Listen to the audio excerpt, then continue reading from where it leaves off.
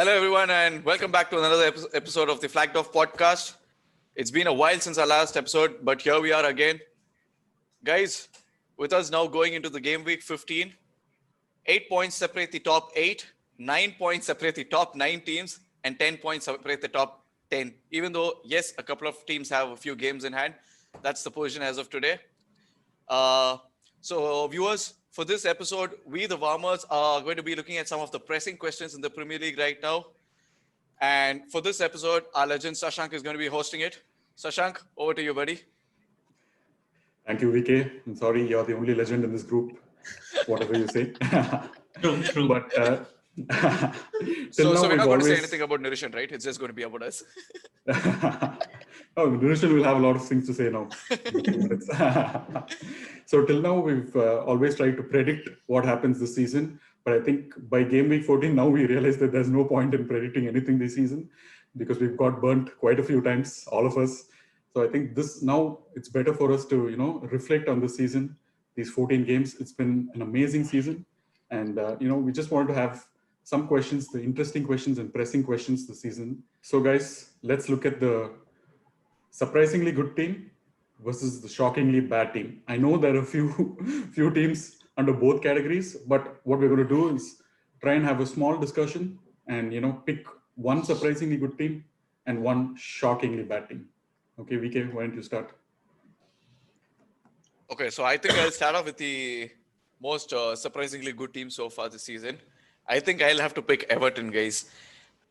They're right now 4th in the table, man. Who would have expected them to do that, especially after the top 10 finishes that they've been having for the past few seasons, and they've not been able to come out of that. And surprisingly, just 1 or 2 additions this season has gotten them there. They've been entertaining. They've gotten goals. They've not conceded too many goals at the back, if I'm right. So I'm going to pick Everton as my surprisingly good season, this team.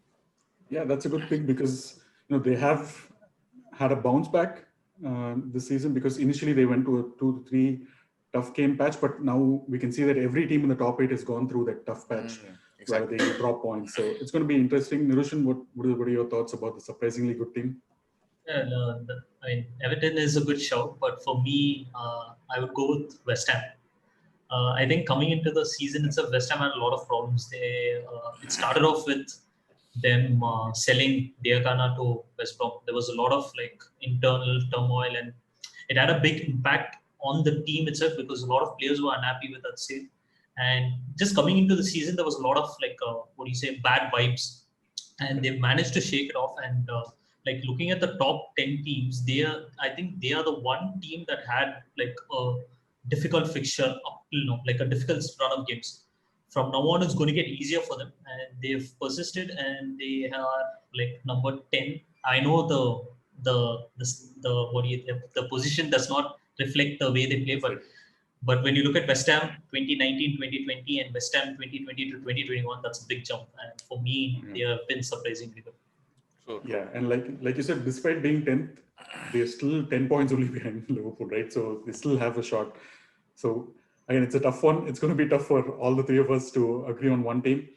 My surprisingly good team has been Aston Villa because, the way they were last season, just down in the dumps, about to get relegated. They were saved actually by a wrong decision by VAR, the Henderson, goal. But they have been the surprising team in terms of number of goals they scored, the attacking threat. Because last season, I remember, Grealish was there in the team, but they didn't have this attacking threat. Now with Watkins and, they have Traore who played well last game, El Ghazi, they have Trezeguet. They have so many good players now, and they're potent attacking threat. And the surprising part is defensively, they're very organized. The number of clean sheets they've kept this season, the number of times Emi Martinez has saved me in Fantasy Premier League. So I think they would be my choice. Do you guys think we should unanimously agree on one team, or will we okay to agree to disagree with these 3 teams? I think we'll have to just agree that all 3 have done notable performance, and we'll just leave it for that now because I'm sure we'll have bigger things to argue about rather than this. Yeah, that could be the very next question, which is going to be the shockingly bad team. I'll let Nirishan go first on this. All right, Nirishan, I'll give you some time. Yeah, Nirishan. You guys already know my answer. Nirishan, don't worry, I'll save you the embarrassment. Okay. Okay, I'll go ahead. Arsenal. I don't need to explain myself. That's it. Okay, I need to Bro. ask a few questions there. Sashank, hold on. Bro, what is shocking and what is bad about that? That is the reality, right? It's time you guys realize it. Season after Yeah. season, Arsenal have been just wavering around there, and somehow people have thought that they're a top 4 or a top 6 side.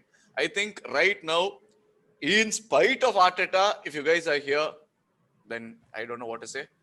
But I'm just But glad Ole were is you performing shocked? well Were right you now. shocked, VK, that are you shocked by the position they are in the table or not? I actually am shocked in certain ways that Arsenal are where they are, considering how they did get that honeymoon phase or a good start under Arteta, which every club has had. But I think there are bigger problems at Arsenal than that are being spoken about or shown.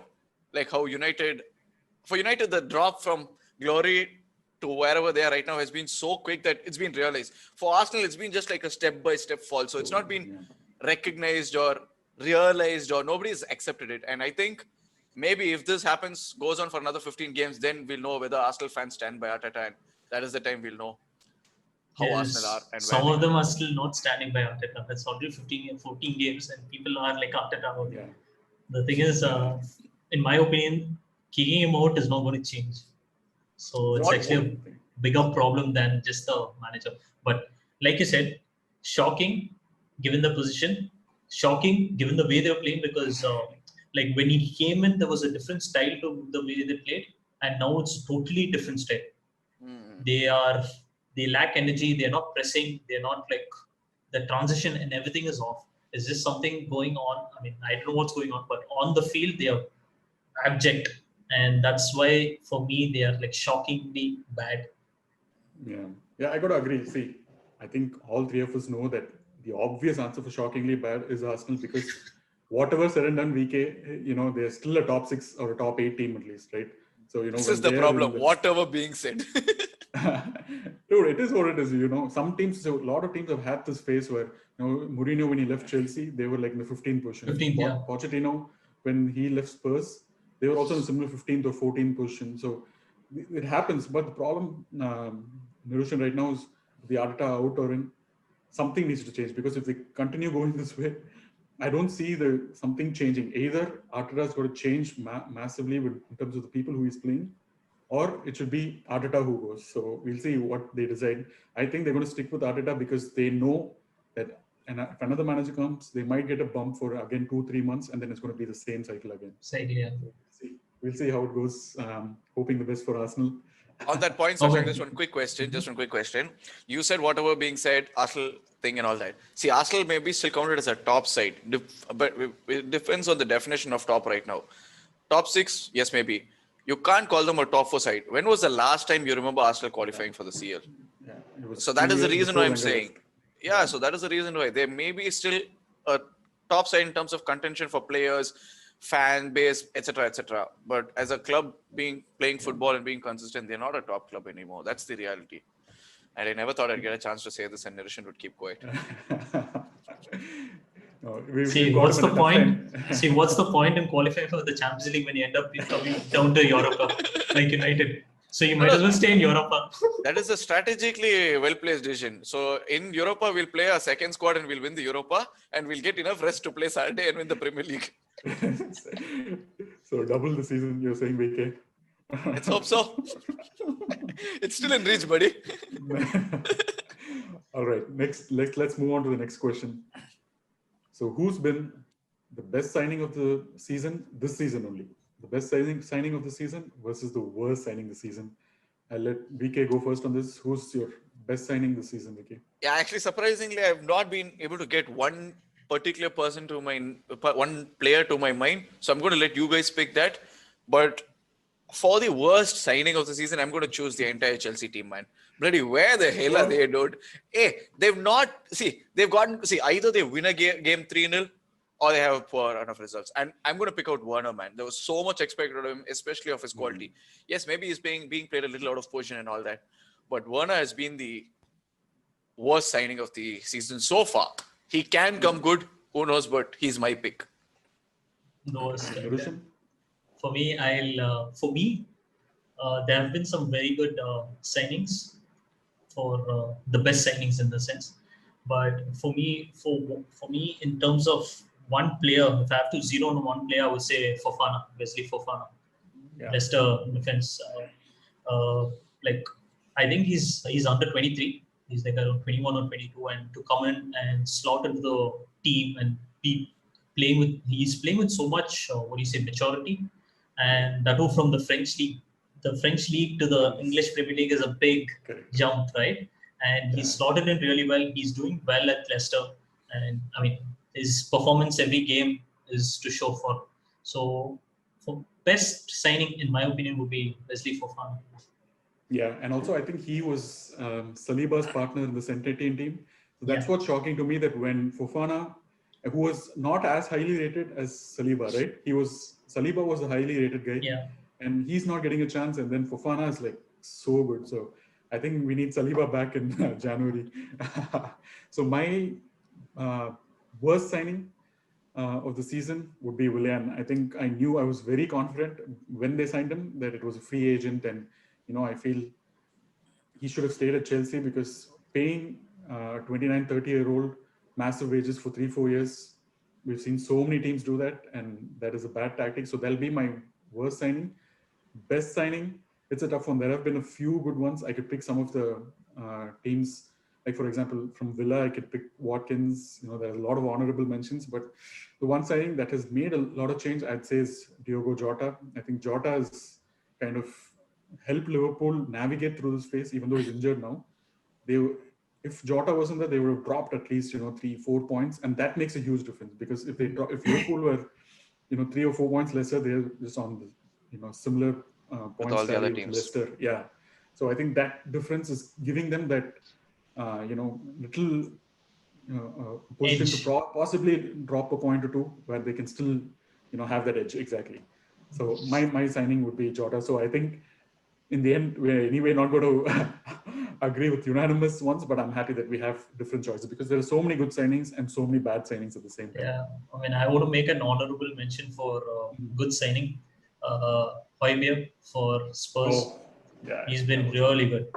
And again, another mention for worst signing, a signing that absolutely did not make any sense to me at all. Like, since you mentioned Willian, I'm not going to touch upon Willian, but I'm going to talk about Gareth Bale. I have no idea why they signed him at all.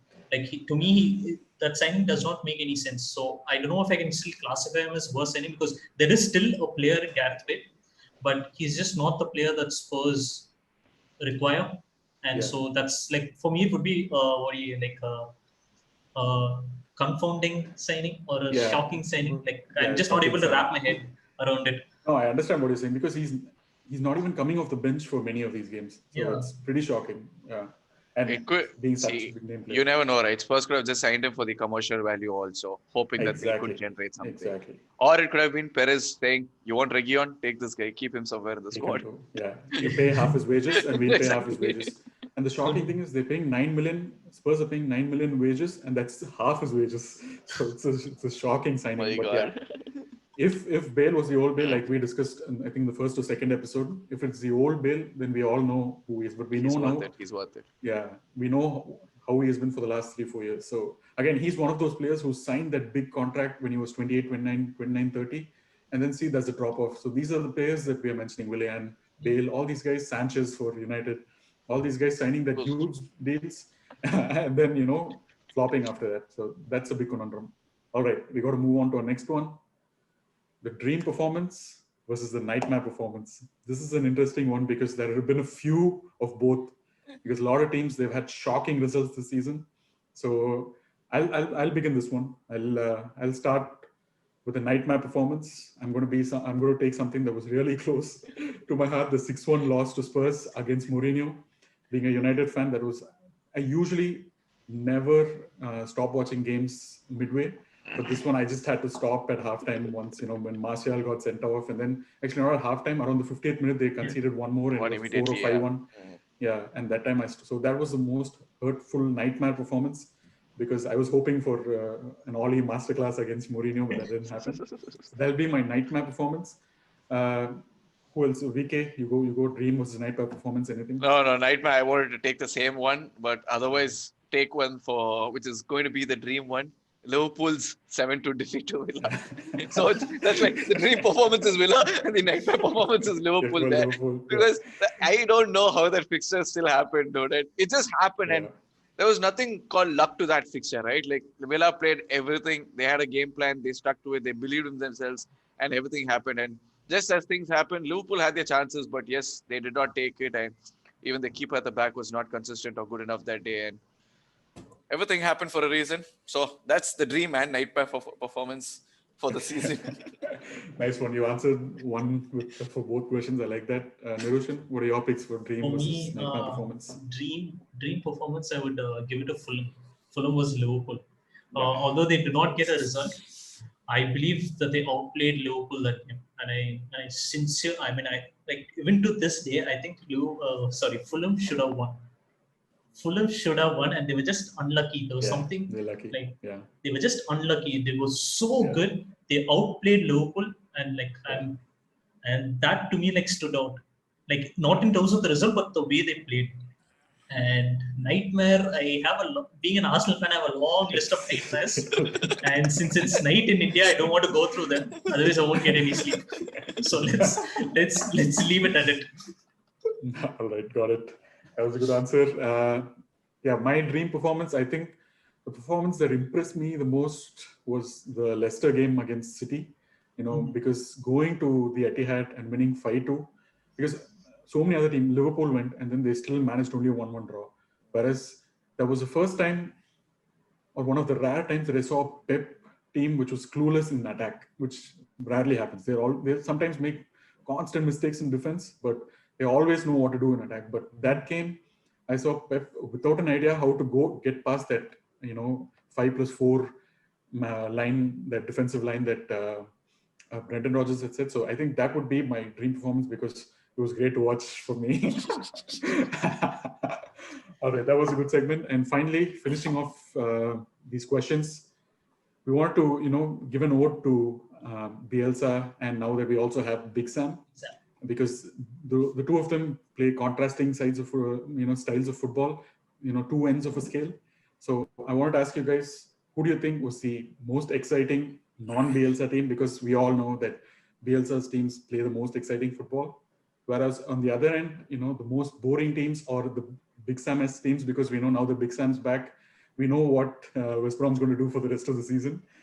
So what do you guys think? Who's been the most exciting versus the most boring team to watch till now? VK, want to go first? No, I think I'll let Niroshan go ahead first. Okay, Niroshan, go on this one.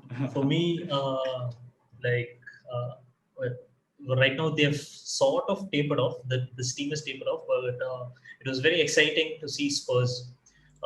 Usually you see Mourinho, he sets his teams up to be defensively strong, and for a team to be defensive and yet continue to win the game, they should have a transition plan. And if you looked at the games where Spurs were at the top, their transition, they were one of the best transition teams in the world, in my opinion. And the way they moved from defense to attack was so good to watch. It was so nice to watch. Of course, you had people on Twitter talking about how many shots. I mean, they weren't taking many shots. They weren't creating so many chances. Blah blah blah.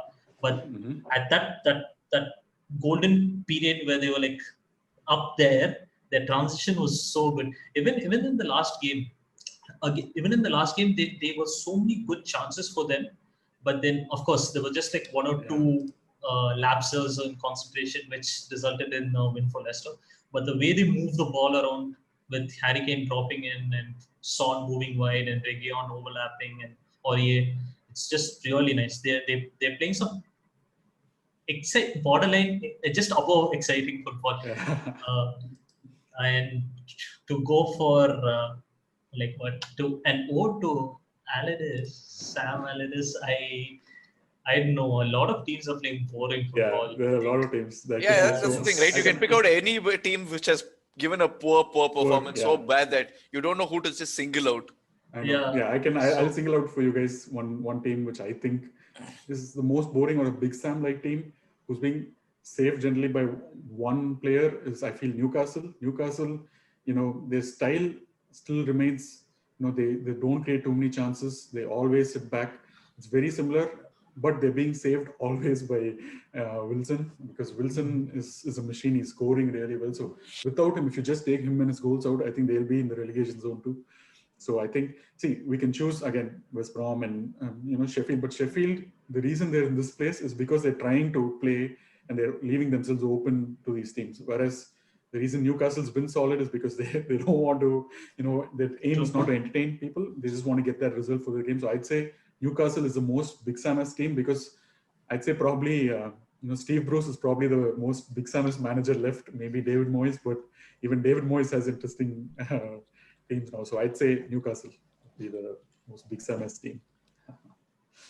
So, anything to add, VK?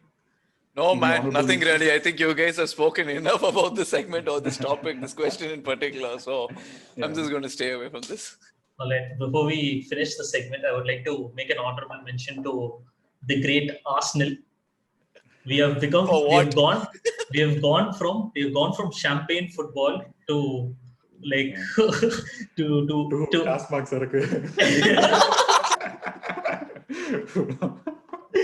Exactly, like counter, like bootlegging alcohols type football. Oh my god! Stop asking taskmark. It's quite good. We've become long ball FC right now, and it's like painful to watch. That's why I keep retweeting Wenger ball videos on Twitter, like remembering all the good old days when we used to, like, even when we got like smashed by the other teams, we still played some really good football, and I'm missing those moments. So I guess, yeah, that would be an honorable mention. I know this episode has been like very Arsenal themed episode. I think Arsenal is like I think they've taken up like at least 2 or 3 questions out of the 4 that we've had. And now that we've come to the end of our episode, I hope that you guys had fun. It was nice chatting with you guys, and well, it was a very good format. I think. I mean, different path that we have taken now, with in comparison to our previous episodes, and I hope the viewers and listeners also have had fun. But stay safe, take care, and have a happy holiday. Bye. Bye.